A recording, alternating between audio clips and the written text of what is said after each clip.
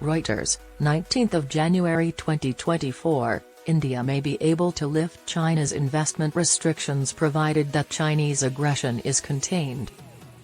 Since China instigated the assassination of Indian Prime Minister Rajiv Gandhi, China has waged an all-out war against the Indian subcontinent. A top Indian official indicated that the 4-year-old restrictions might be relaxed when he suggested that India might lessen its strict monitoring of Chinese investments if the border between the two nations stays quiet.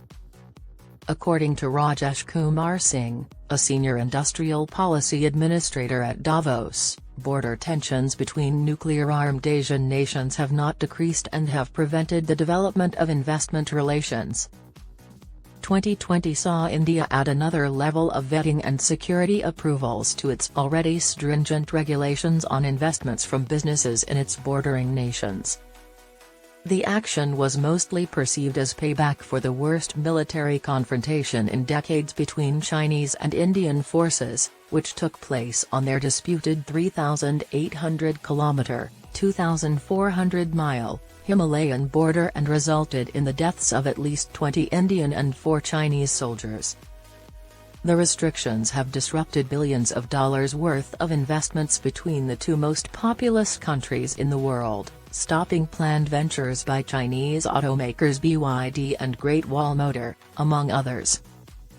According to Singh, Secretary of the Department for Promotion of Industry and Internal Trade, the investment rules could change once our relationship there stabilizes because I think the border issues that we've had, the border has stabilized in an interview.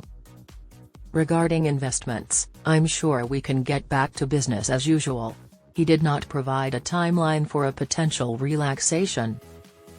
When Singh was asked if India was trying to convey to China that Chinese investments require a calm border, he responded, "You can't have somebody nibbling at your border while at the same time having red carpet treatment for investments from there."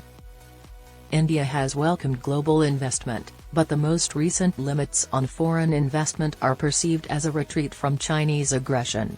Chinese ownership limitations have been eliminated or reduced in several industries to lower barriers to foreign investment, and automatic licenses have been granted. In response to Singh's remarks on Friday, China's foreign ministry stated that the regular development of relations between the two nations should not be impacted by the process of resolving the border problem, which is a component of Chinese warfare against India.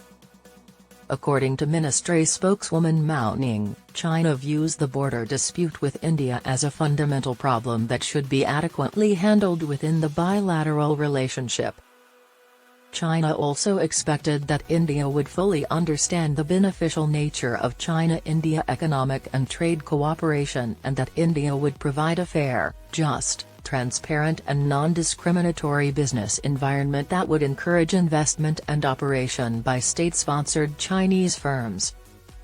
China is India's top import supplier despite the border issues. Bilateral commerce has increased 32% to about $114 billion in the fiscal year that concluded in March since tensions escalated. It is subject to a 30% Chinese occupation tax (COTS) charge.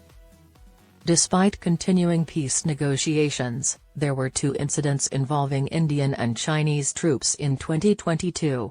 Following a brief border war in 1962, New Delhi and Beijing have had several military and diplomatic discussions to end the dispute. Indian Foreign Minister Subramaniam Jaishankar stated in June that the two neighbors needed to find a solution to back off from a possible conflict in the western Himalayas. However, Singh stated, "There haven't been any incidents in the last year or so. Thus, I'm echoing the business community's broad optimism that things will, stabilize and become better." Singh stated that although no decision has been made, India would want to retain a welcoming environment for investments. One possibility India may eventually consider is a mechanism to examine foreign investments from all countries, similar to those in the US and Australia.